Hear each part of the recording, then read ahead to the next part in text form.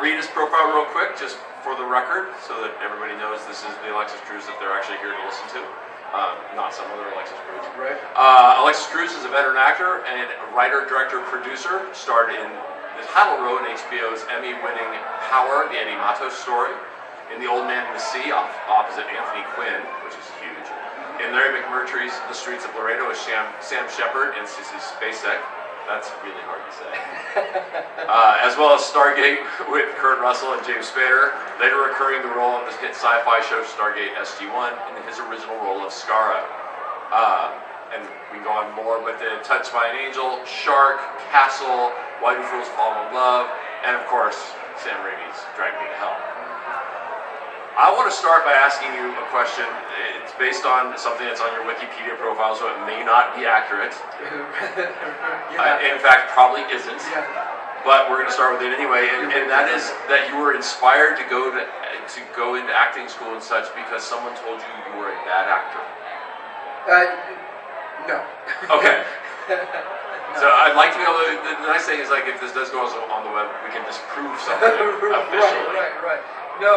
I started acting when I was 9 years old, professionally, and so there's sort of half-truths there, which is why I can get mixed up on the web. So I started when I was 9, and I loved acting, and I just wanted to do it. I grew up in the Bronx, in New York, in the 80s, and it was a bit rough. So this was, for us, our ticket forward, is being able to be on TV and helping my family out and just that sort of social mobility, right, for us. So that was kind of my main motivation for it. Like, it was never about fame and money and celebrity for me. Those are wonderful things, and I was absolutely down with it.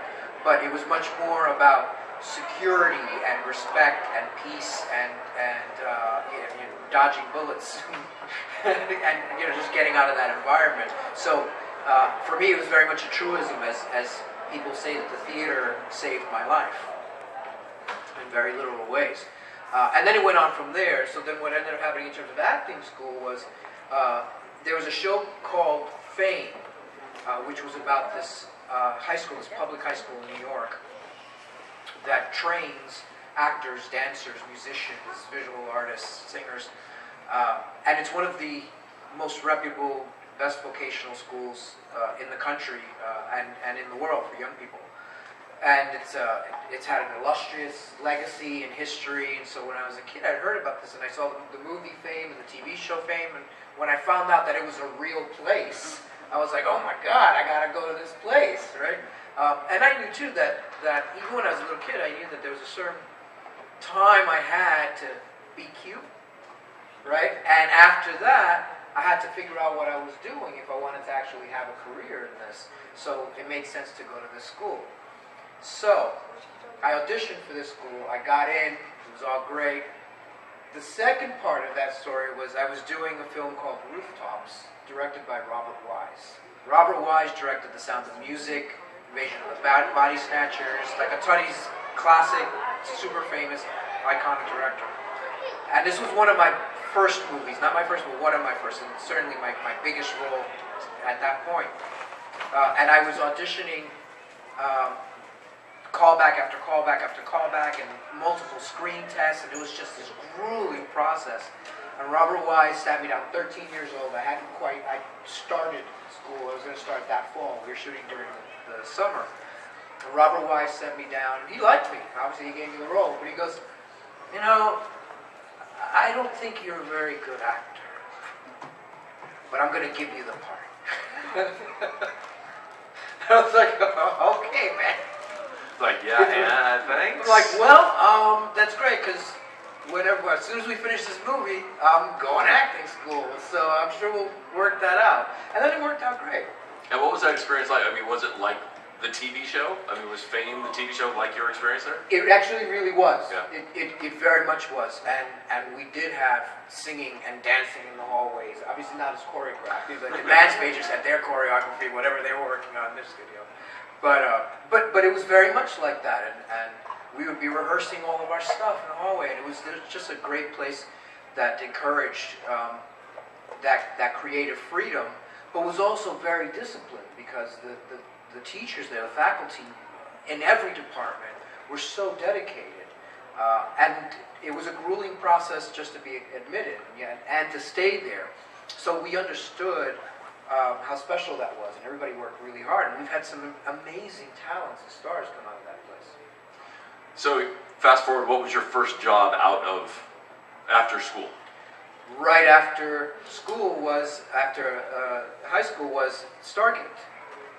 So as a kind of bookend to just entering performing arts high school, with Robert Wise giving me that part and going like, I don't know about you, but I like you. Right? And that actually happens very frequently. It's these sort of converging, and I respond to that. Like when somebody tells me no, I don't take no for an answer.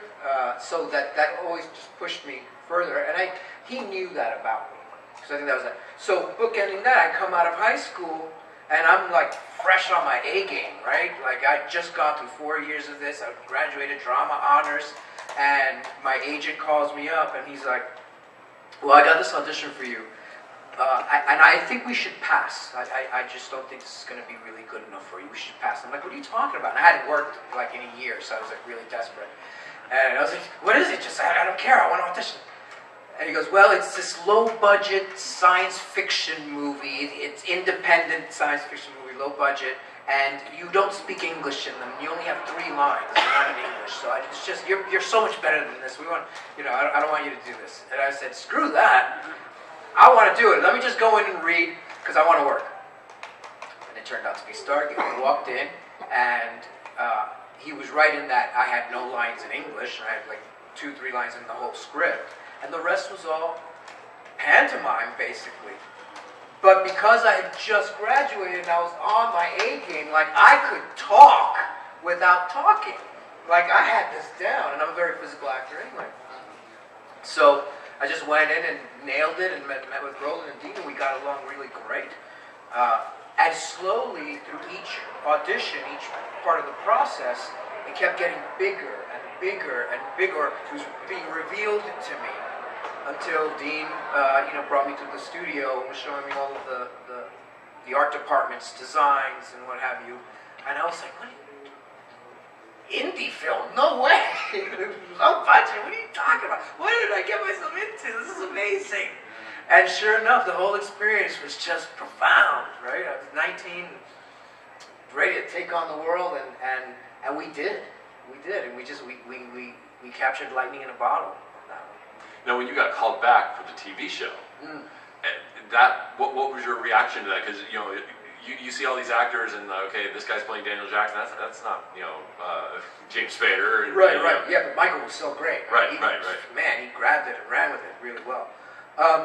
So I got the call for that, and it was a straight offer at the time of, here we're doing the Stargate TV series, and it's 44 episodes on the air, and you want to do it. They want you to do it. So part of what we have to understand is at that time there's like a social system in the industry where like movie stars didn't do television. Television stars didn't do commercials, etc., etc. You're trying to like move up that chain. So I knew that the other stars of the movie weren't going to go to do the TV show, and they didn't have to. However, I wasn't a star. I wasn't a household name. I've done a lot of work on television already at that point, so I understood the value of 50 million people watching a TV show in their living rooms at night instead of going to the theater in one day. And I sort of saw that change coming, because why limit yourself? So I said, yeah, I definitely want to do it. And I also figured out, I was thinking, because I'm a geek and I'm a sci-fi geek and I grew up with all that stuff too, and I'm like, how would I look at this from an audience perspective? Well, I sure would appreciate seeing somebody from the original movie on the TV show, and if I didn't see that, I'd be a little suspect of its credibility. Like, is it going to be as good? Is it going to be, right? So I was like, so that being the case, let me be that guy, and let me help bridge that credibility for the audience, so they could follow along, and you know, lock that in. So that's what we did. But again, I was at that point it was '97, so I was early 20s, and my whole career was still ahead of me. So I was hesitant to move to Vancouver for 5 years at, like, you know, prime of life, prime, right? You know, and I'm blowing up, what have you, and to move to Vancouver and get locked out into what I was concerned was, to be honest, being 5 years in Vancouver to play a sidekick, right? I didn't know these producers, these writers. I didn't know what it was going to be like. I was taking as much of a chance. And my brother, my younger brother, who's 10 years younger than me, had just moved out to California from New York, and I was taking care of him. I was his guardian at the time, so I was raising a little brother, which meant that I would have to. He'd just gotten there. He's under my care, and I'd have to pick him up from there and bring him to Vancouver with me. And that was just a whole lot of upheaval. So all these things sort of conspired against that. But I decided to come up. I was like, well, I'll tell you what. How about we just do recurring, and we'll make it like every episode that I'm on. It's special, but I don't have to be there all the time. And they were down with that because it was win-win for everybody. And at the same time, I ended up booking. It was probably like within a few weeks or a month of each other. I ended up booking a series regular on Touched by an Angel. And I loved that show, and I wanted to be on that show, and I'd auditioned for that show like 12 times already. And now this role of this angel came up. So they came, and they had wanted me to do that. Finally, I was like, oh, yes. So I made the same offer with them.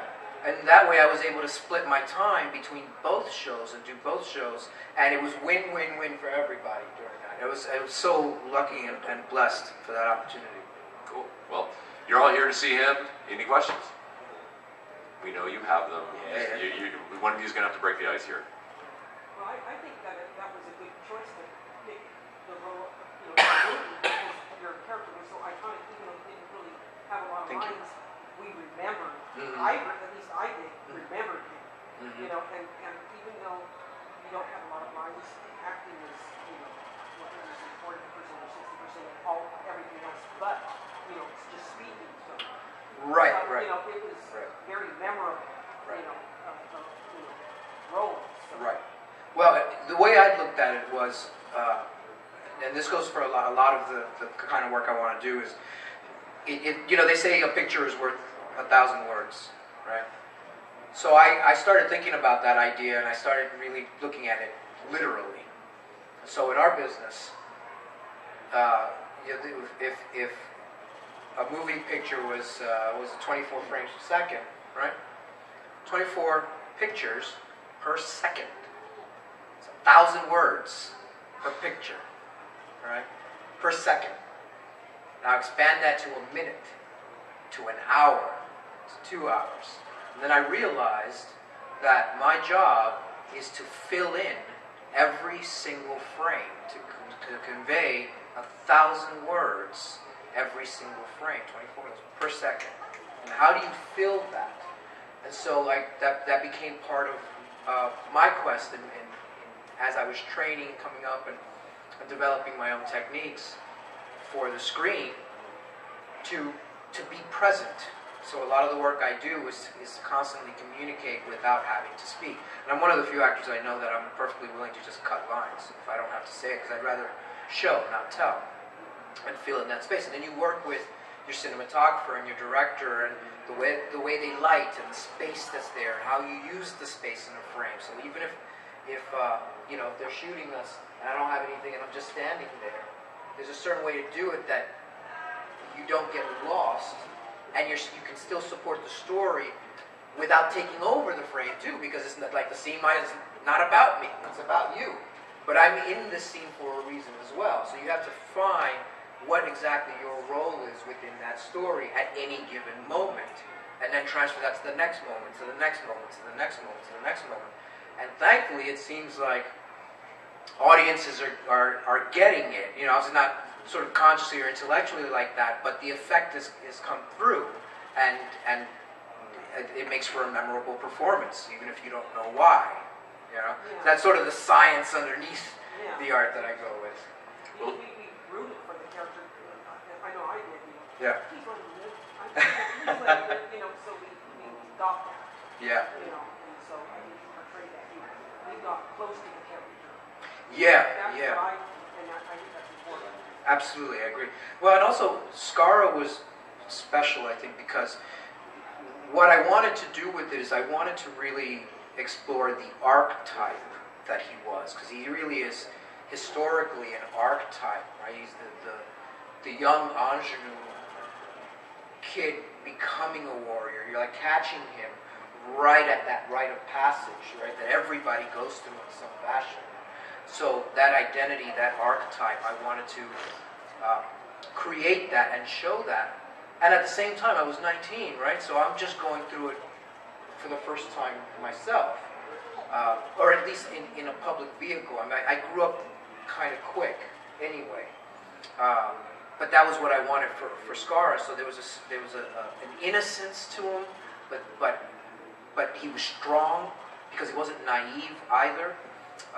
Because he hoped for the best, but still prepared, and he was a leader, and he was very clever, and all of that really worked. And Dean and Roland really let me play with that and really just go full tilt with that idea, and do whatever I wanted with it. They were really, really supportive and very, very trusting.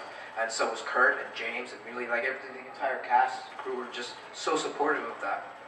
And that's very rare, and that's a blessing too, especially for a young actor to be given that much trust. And I think it worked. And then historic, because here's Skaara, who is really what we're seeing is this ancient Egyptian culture, but no one really knows what that culture was like, right? We can read about history, and we read about the hieroglyphs and Kitab and all these things, and the ideas that here's this alien who kidnapped these people long ago. So these people are now on another planet, and they're slaves, and they don't know their history, right? We know more about these people than Skaara did. So imagine that, put yourself in those shoes there, right? And not having any ties to your own history, and knowing that there was a history. You know that you're enslaved. You know that this is because we did.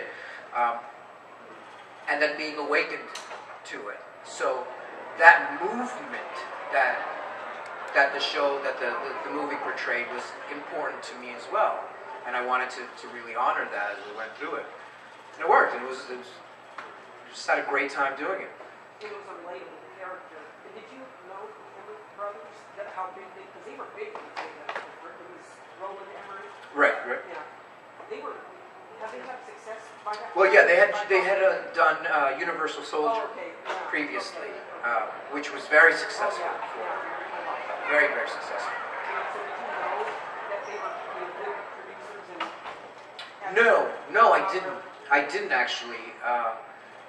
One of the things that, for better or for worse, sometimes what's plagued me is I have had a kind of naive ignorance about the business for a long, long time, because I've been so focused on the work itself and the acting, and having grown up in the theater and trained in the theater, where it's very much the work is the work begets the work, etc., and all this other business stuff. And it was a different time than now. So I didn't actually pay attention to that kind of stuff, and that wasn't in my interest. That wasn't what turned me on, is knowing all of those factoids about the stuff and the people and all this. They were my bosses, and I was always like super professional. And he's like, so even as I made friends, and this has gone for years and years and years, and sometimes to my detriment, because most of the time I'm actually really nervous on set. I'm confident in the work, but as I'm speaking to other, off camera and in between takes and what have you, and whoever the producers are, and as far as I came from this work ethic of like, these are my bosses and I'm just doing my job, and I never wanted to seem arrogant or somehow the work is based on some friendship that I'm going to take advantage of or anything. I wanted people to respect me, and I want to earn that respect. And sometimes what I didn't realize is that would come off a little weird or cold sometimes to people, because I showed up and was so professional. And I can hang around and I can laugh, but I'm like, I'm not going to presume that I'm your buddy, right? And that was very prevalent in Hollywood, but that's not how I operated. So people didn't quite know how to take me because they liked me, and I was like, I want to be liked, you know? They think I'm cool with people. But there's a certain compartmentalization that happens in my head. I've gotten better at it as I've gotten older, but it has been a thing, and it's unfortunate. There's a lot of times and relationships that I wish, you know, I could go back and correct because of that, you know, or just be a little bit more outspoken about that. When you went on Touched by an Angel, and I know it's not exactly a science fiction, but it is a pop culture touchstone for a lot of people. Sure. Playing a role like Raphael, the angel, is, you know, for a lot of people, it's going to be an iconic role for them because it means something to them above and beyond television. You know, that it's a spiritual thing. What did you take, or how did you approach that role? Great question. Very similarly, because that was also something of an archetype. And I've been a student of anthropology and mythology, so all of these things have been in my head for a long, long time, and these symbolisms and creation myths and all that. I grew up Catholic myself, so I understood the faith. But also, I come at acting from a particularly spiritual angle, and I always did. And one of the critiques that I had of acting training in general, we learn all of these techniques to get us into a role, and sense memory and emotional recall and all these things, and substitutions, and taking whatever traumas you have, putting them in boxes, then using them again. But there's not a lot of training in how to come out of that and how to use some of these skills in a healthy way. In addition to just life, because we all go through life, and life happens, you know.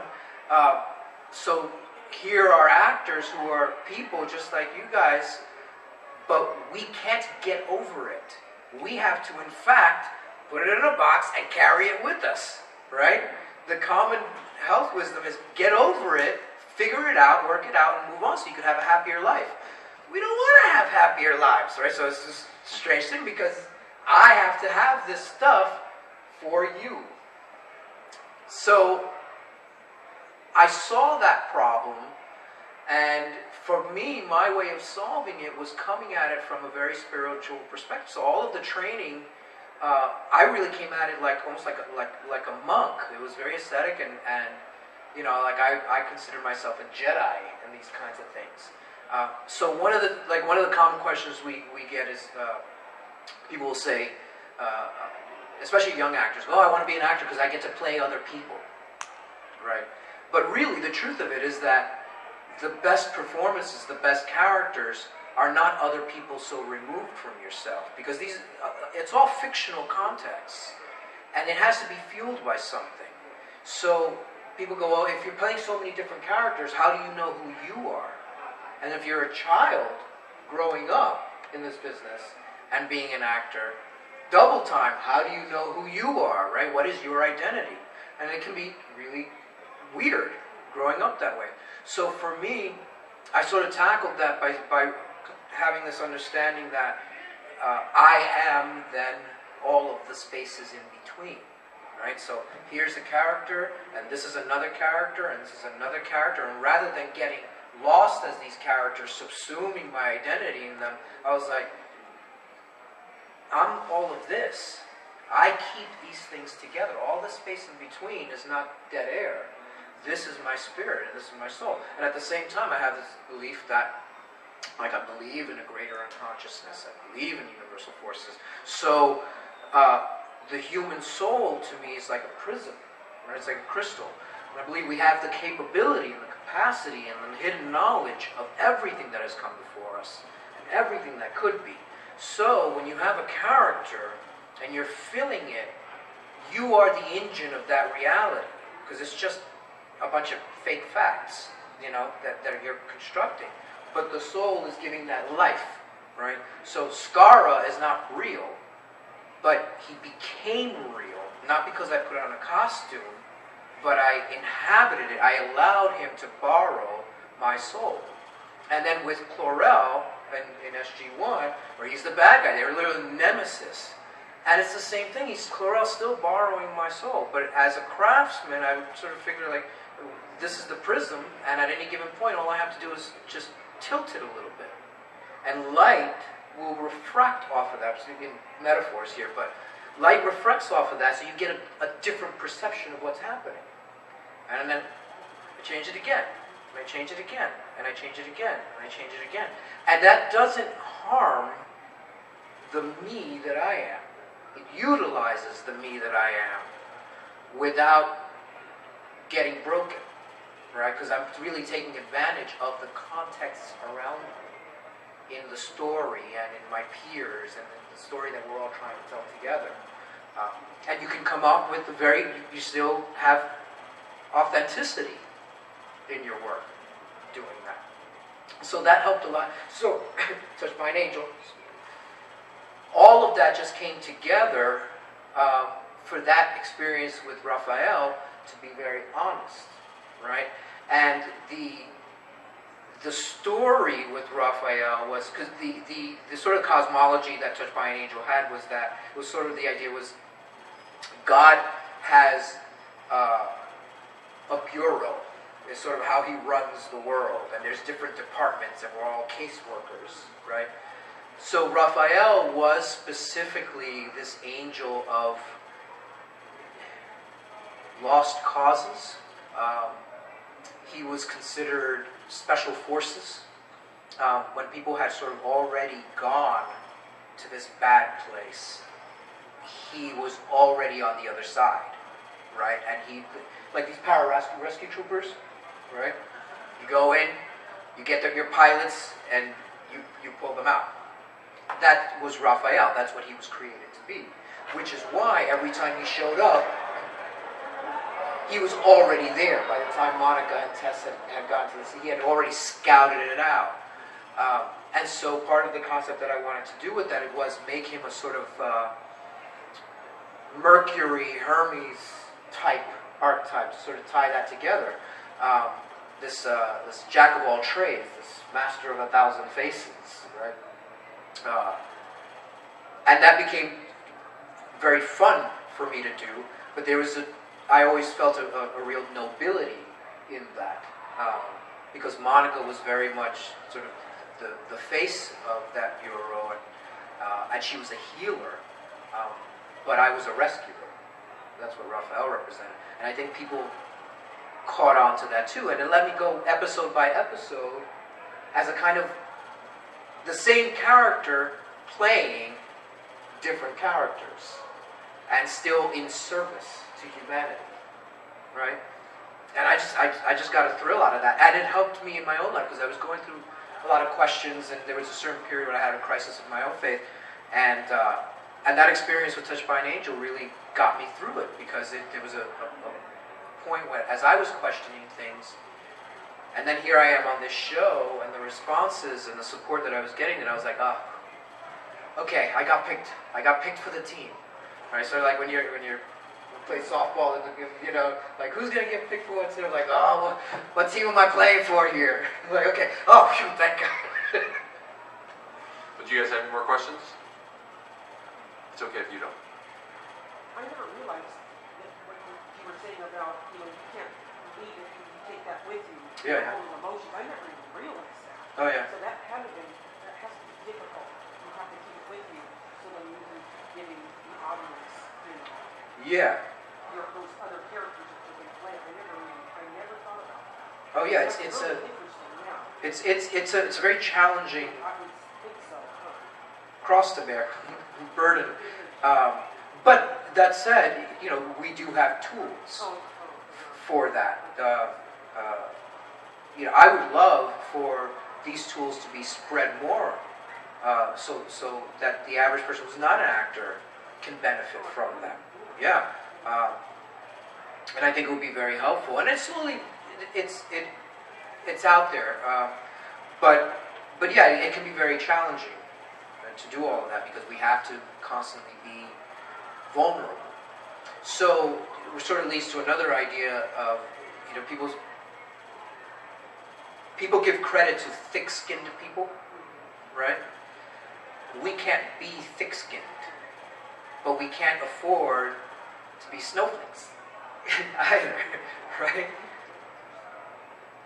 The solution for me was to learn to heal quickly. So, and I'm a comic book geek, right? So for me, it was like I saw it as a healing factor. Yeah, it was Wolverine. Was sort of my go-to.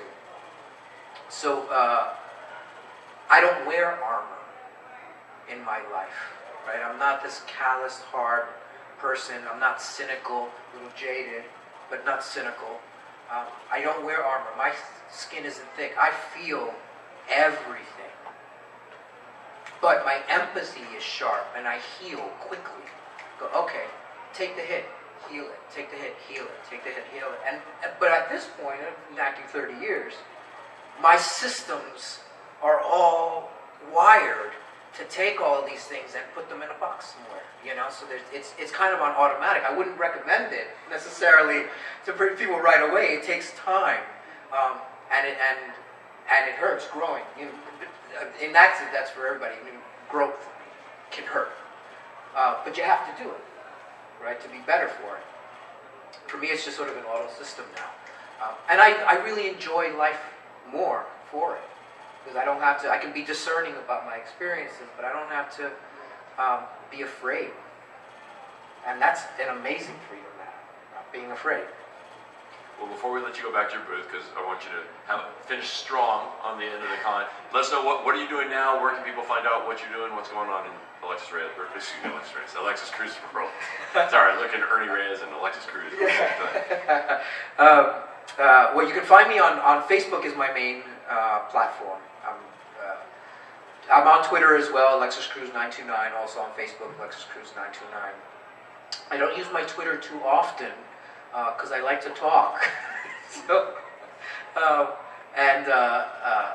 I have an Instagram account, but I'm not on Instagram too often. I'm going to start working on that.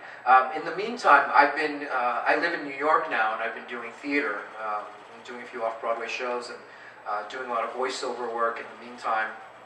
I've got a big project coming out next year that I can say I worked on, but I can't announce what it is yet.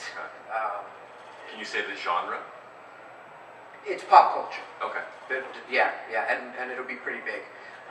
But in the meantime, I'm really enjoying voiceover work and animation, and I do audiobooks, and I have a series called the Catherine Kimbridge Chronicles. It's out on Amazon right now, and you can find it there through their Audible program. It's a sci-fi story, and it's really fantastic, written by Andrew Beery. So check that out. A couple of years ago, I created and produced a graphic novel called The Unprofessionals, A Sociopathic Romance. And that was a lot of, it's two kids living in New York growing up who were sociopaths who decide they want to break into the murder-for-hire business, but they have no idea what they're doing, so they start off by stealing jobs from professional hitmen, and which goes all kinds of wrong. And it's this sort of buddy dramedy, and really about, how it's all fun and games until people get hurt, and then there's consequences. And so there's a moral there with it. And I'll probably get back to that series fairly soon, actually. Cool. Well, thank you. Thank you for sticking around. Thanks for watching, and thanks for asking questions. And ladies and gentlemen, Alexis Cruz. And now you can take a picture.